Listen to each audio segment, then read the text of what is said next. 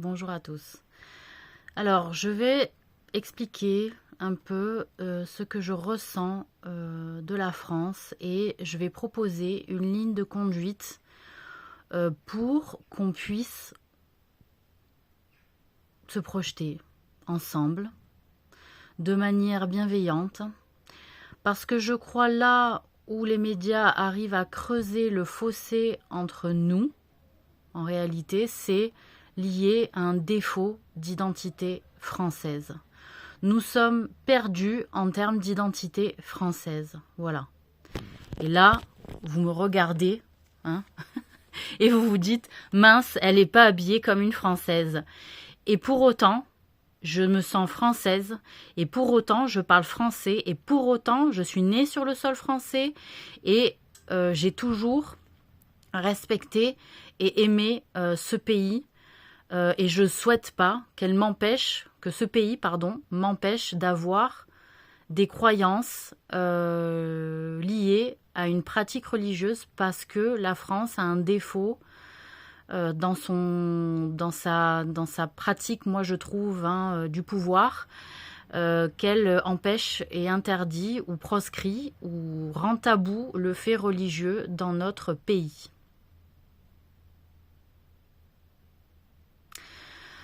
Voilà. Donc, je voudrais qu'on passe au-dessus de ce sujet. Et pour ce faire, je vais changer de veste. D'accord ? Allez.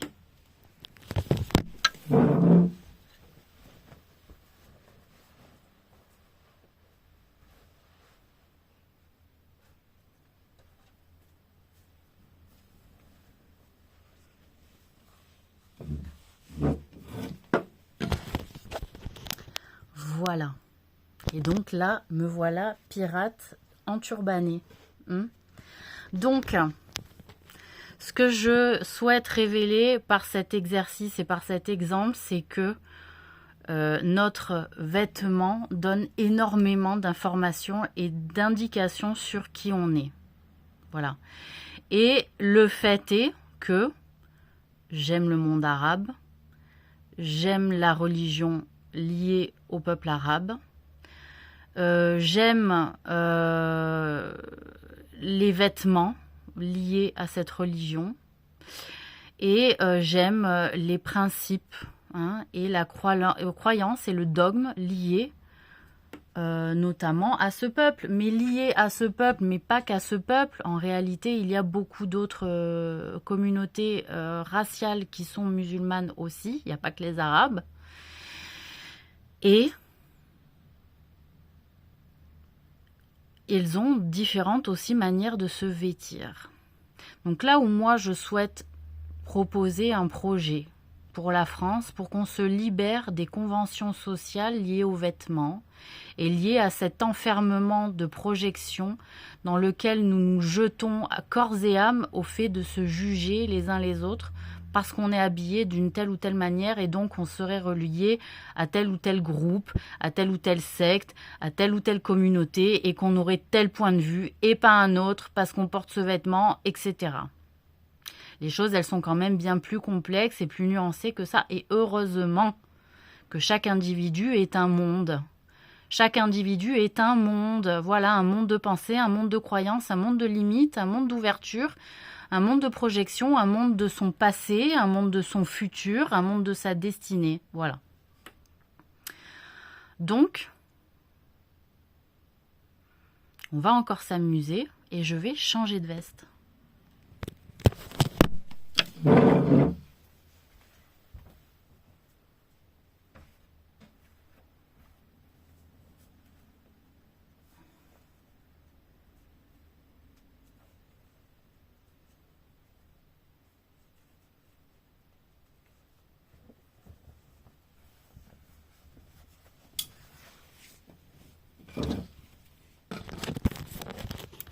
Voilà.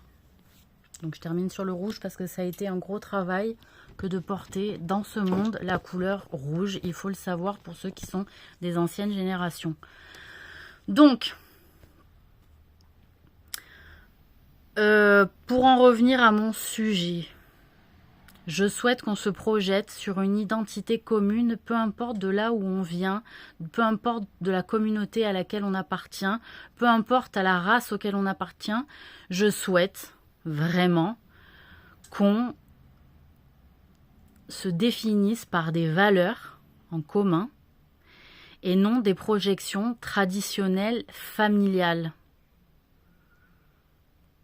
Voilà, donc pas de fait forcément lié à un fait religieux, pas forcément lié à un fait professionnel, pas forcément lié à un fait de quartier, pas forcément lié à un fait de territoire, pas forcément lié à un fait de statuts familiaux aussi, hein, de richesse. Non, par rapport à des valeurs communes. Je peux avoir la même valeur que quelqu'un qui est d'un autre territoire et qui n'a pas le même niveau de vie que moi. Mais pourtant, ce qui nous anime, c'est la même valeur. Nous avons un point en commun merveilleux. Nous avons un point en commun merveilleux. Voilà. Donc, là où je souhaite parler du peuple français et de manière positive.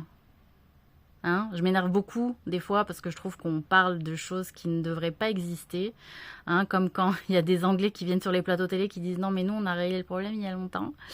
Donc voilà, nous on fait toujours des problèmes de choses qui ne devraient pas en être. Et je souhaite vraiment qu'on soit beaucoup à le penser. Hein, ou voir la totalité. Pourquoi pas. Donc, de ce que j'ai analysé du peuple français tout au cours de mes expériences, c'est que c'est un peuple à tendance droit. La tendance du peuple français, c'est un peuple qui a tendance à être droit.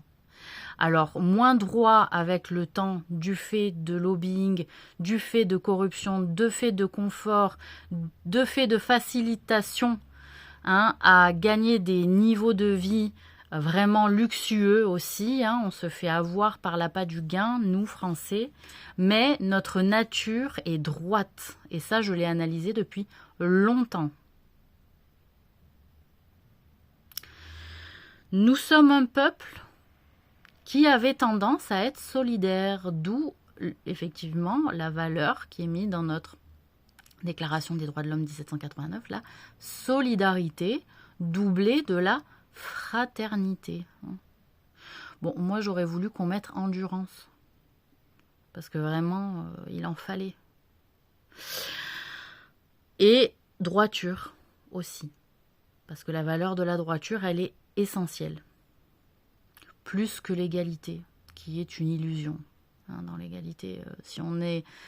L'égalité de traitement, on le voit, c'est extrêmement compliqué. Déjà, entre frères et sœurs, avec les parents, pour avoir une égalité de traitement, c'est compliqué, vous l'avez vu, donc c'est pas naturel, l'égalité de traitement. Ça demande un effort, ça demande une retenue et ça demande...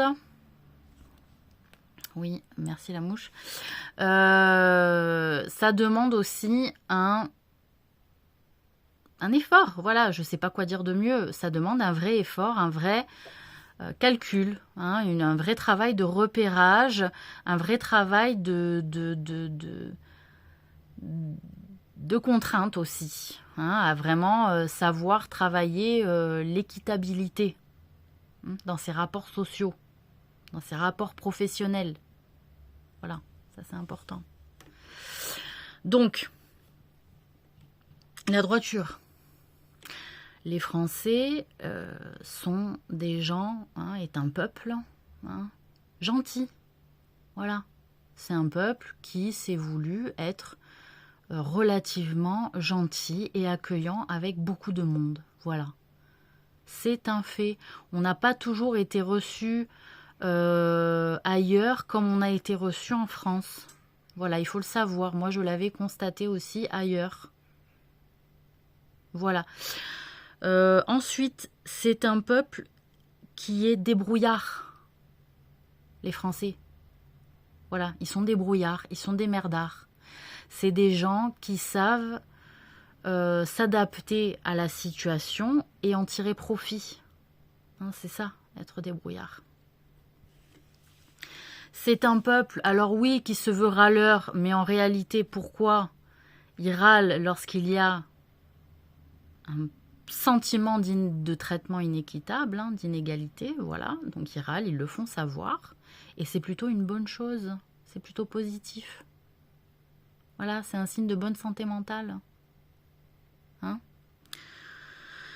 Ensuite, c'est un peuple qui est, au-delà de sa gentillesse, hein, qui est généreux. Les Français sont généreux. Alors, avec le temps, ils le sont devenus moins.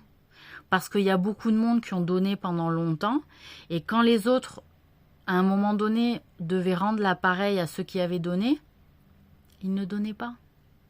Alors qu'ils avaient reçu pour la plupart. Donc ça a rendu radin les Français, voilà, je vous le dis. Hein, c'est vrai que je râle beaucoup, je m'énerve beaucoup, mais je sais reconnaître les valeurs et les qualités. Voilà. Donc, c'est un peuple généreux au départ. Mais à force de donner et de rien de recevoir en retour, parce que les gens, ils ont pris, se sont enrichis, après ils préfèrent garder, parce qu'ils sont devenus radins en fait, et bien la radinerie entraîne la radinerie. Hein, c'est un virus. Voilà.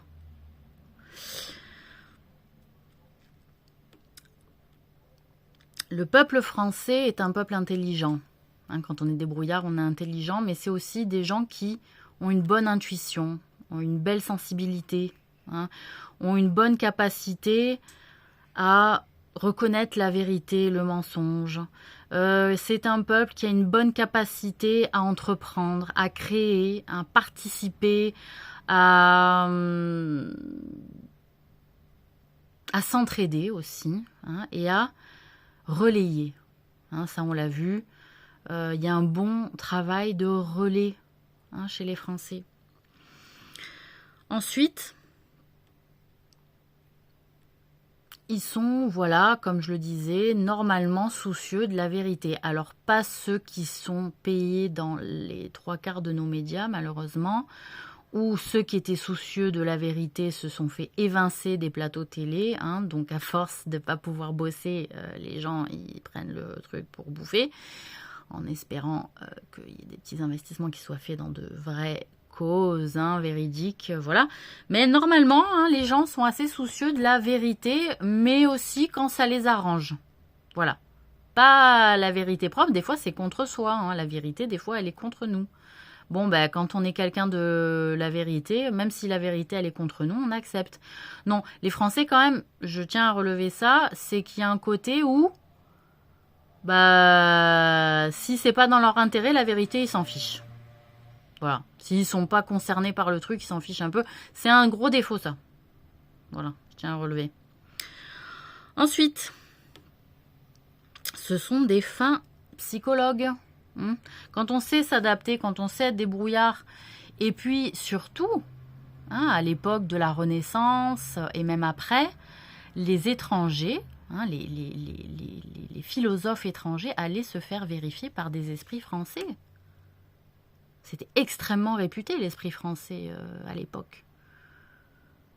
On a une psychologie fine, hein, et une interprétation de l'abstraction, de la pensée, hein, qui est fine. Voilà.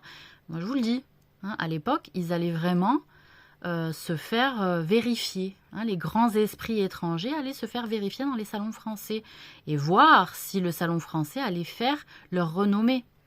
Et si le salon français faisait la renommée, c'était gagné. Hein.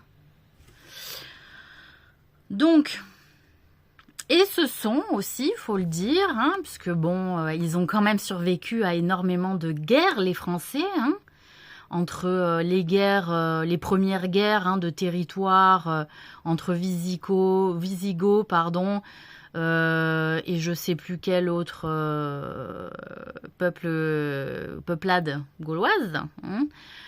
Il y a eu les guerres avec les Romains, il y a eu les guerres plus tard donc avec les Anglais, il y a eu les guerres avec la Prusse, hein, il y a eu les guerres avec l'Italie, il y a eu les guerres aussi avec les Teutons, il y a eu très peu de guerres avec la Russie.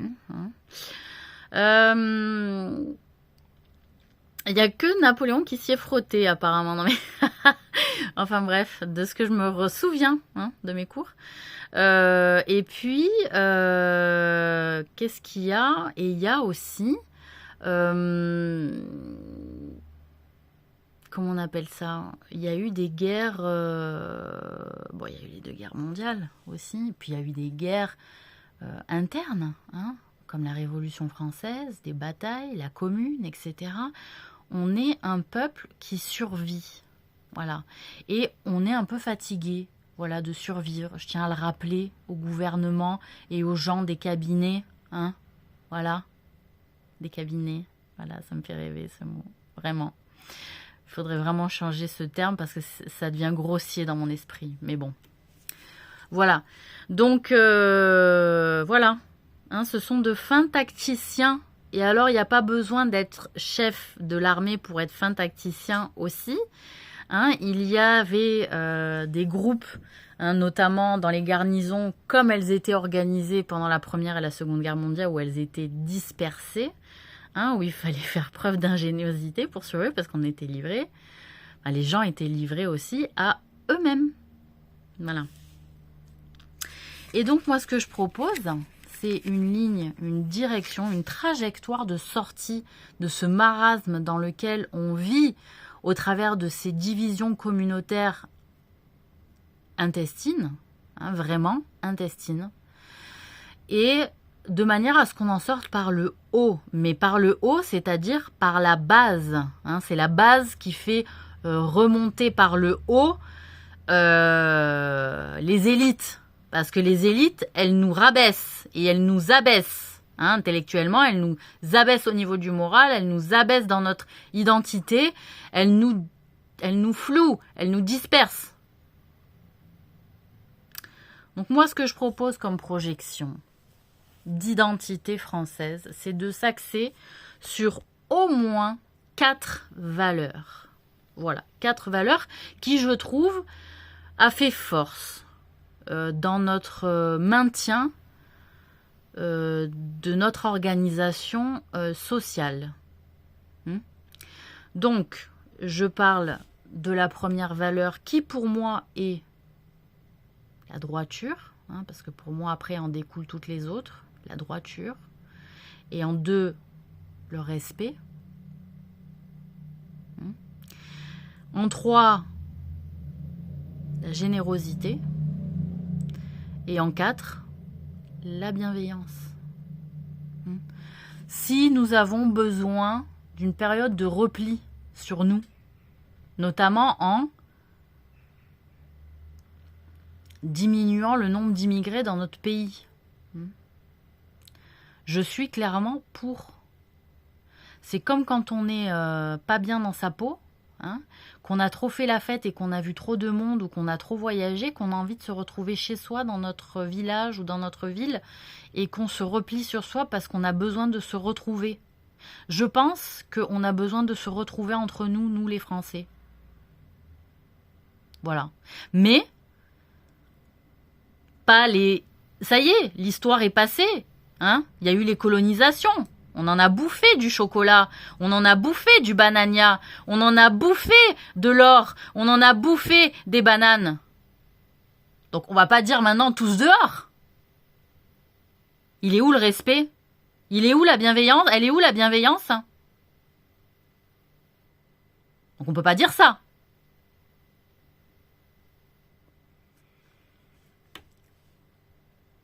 Donc il faut garder ceux qui sont sur le territoire, en l'état à l'instant T aujourd'hui, les garder, les gérer et ne plus en faire rentrer d'autres. Parce que nous avons un besoin féroce de nous retrouver et cela fait partie de la psychologie humaine et sociale et sociologique. Et si on ne le fait pas,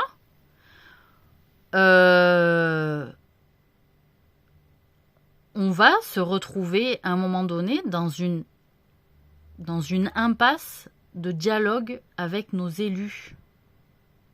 Voilà. Et on va plus savoir pour qui voter. Et vous allez nous perdre et vous allez plus avoir personne pour les élections. À un moment donné, ça va arriver. Le boycott des élections, on en est encore capable.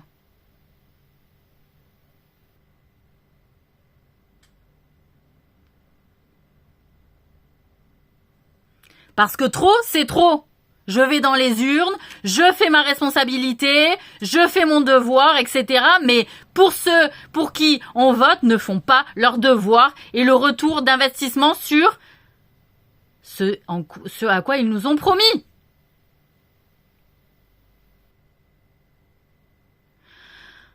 Vous demandez des dons. Les élus. Vous demandez des dons à vos adhérents de partis politiques. C'est bien qu'ils veulent être respectés en retour. Mais que vos adhérents ne sont pas toute la France, on est bien d'accord avec ça.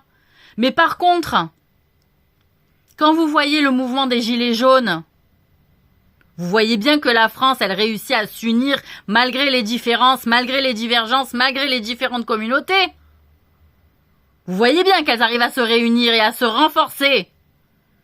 Donc, on a bien une ligne directrice commune, nous tous Français. Donc, arrêtez de nous saouler avec les séparations dans le pouvoir et de vos partis politiques. Nous voulons un parti qui travaille pour les intérêts de la France et du peuple français. De la France et du peuple français, pas pour les intérêts de pays étrangers.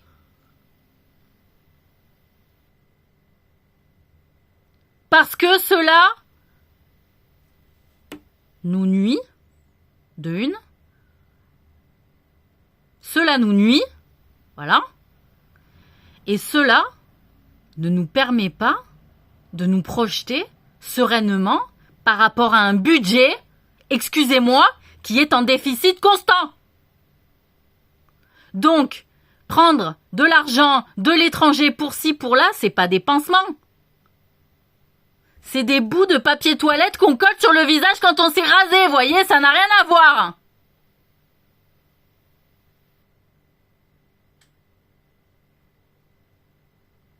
Donc, conseil, il faut reprendre avec ce qu'on a nous en France, avec les Français qui sont déjà ici, installés.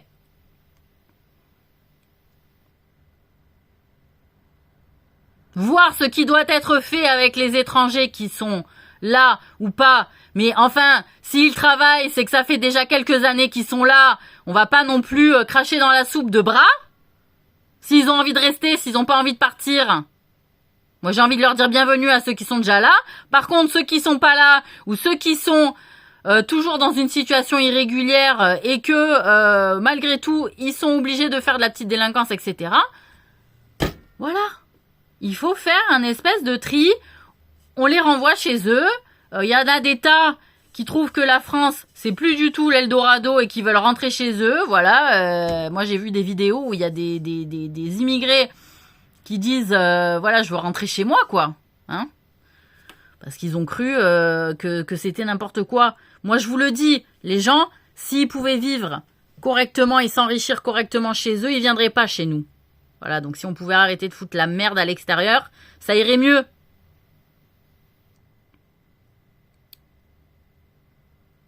Voilà, donc je sais pas quel semoule on va nous proposer aux prochaines élections. Mais à un moment donné, je sais pas comment vous le dire. Il faut que les efforts des Français qui se font sucer le sang depuis au moins maintenant 40 ans, ça a commencé l'histoire, cessent. Et que les efforts soient payants, que les efforts soient reconnus. Qu'il n'y ait pas une cultivation de l'humiliation et de l'abaissement et du maintien dans l'insatisfaction perpétuelle. Hein. Il y en a beaucoup de femmes psychologues, chefs d'équipe, je parle même pas de patrons, de chefs d'équipe qui font l'humiliation de leurs salariés, etc. Mais ça, j'en parlerai peut-être dans une autre vidéo. Hein. Il y a des façons de manager aussi qui sont catastrophiques. Voilà. Bon. Donc, voilà. Donc, faisons ce qu'on fait. Non. Faisons un état des lieux de ce qu'a la France. Hein? Voilà. On n'a plus de ressources, on n'a plus rien. Bayrou, il a dit. Hein? On n'a plus de ressources, on n'a plus rien. Voilà. Les poches sont vides. Donc, on va voir ce qu'on peut faire avec nos impôts, mesdames, messieurs. Ah tiens, je voulais dire oui. Les Français sont généreux. Pourquoi? Parce que c'est-à-dire, ils payent déjà beaucoup d'impôts. Ils donnent beaucoup déjà à l'État. Donc, des fois, ils disent non, j'ai pas envie de te donner, frère. Parce que là, je donne déjà beaucoup pour tout le monde au travers des impôts. T'as compris. Donc, voilà, tu vois. Bref, on est très généreux en termes de taxes. Hein, on est très taxés, nous, et au début, on a dit merci, et maintenant, on commence à moins dire merci parce qu'on voit comment ça se passe à l'étranger. On se dit, attends, tu veux mettre le système qui est viable à l'étranger, mais ils n'ont pas autant de taxes. Eh ben oui. Bon, enfin bref. Donc, voilà. Il y a eu de très mauvaises associations. Donc, ce que je vous propose, je répète, la projection pour les valeurs nouvelles françaises, hein, c'est la droiture, hein, le respect, la générosité et la bienveillance. Mais la générosité, les uns envers les autres, hein, pas envers un système qui nous mange. Qui nous mange. Il faut retrouver de la générosité les uns envers les autres en direct. En direct. Pas en passant par l'État. Plus en passant par les associations presque. Parce qu'elles nous ont fait croire que c'était plus sécurisé par les associations, alors que finalement on a vu combien de gens ont donné pendant des années à une association qui finalement on a su que le président d'association ou le trésorier ou le directeur et je sais pas quoi était parti avec la caisse ou avait fait du détournement de fonds, etc.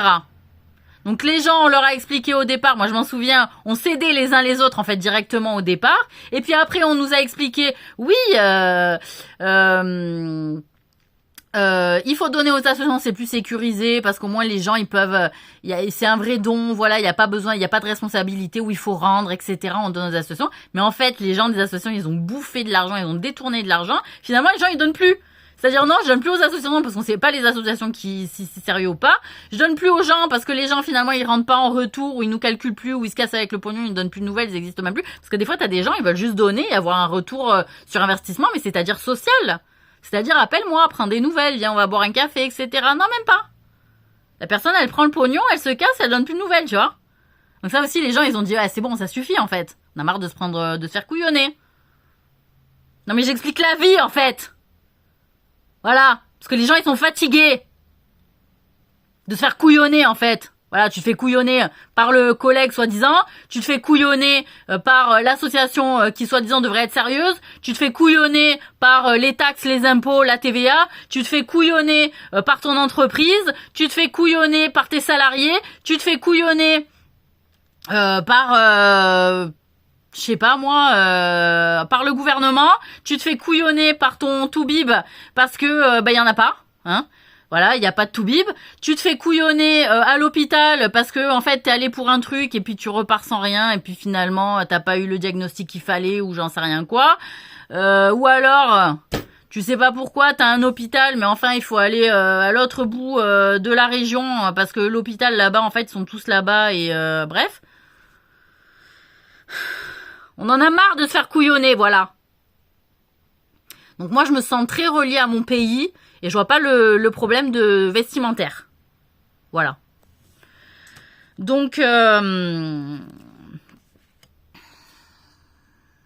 vous souhaite une très bonne journée. Hein, une très bonne fin de journée. On arrive à la fin.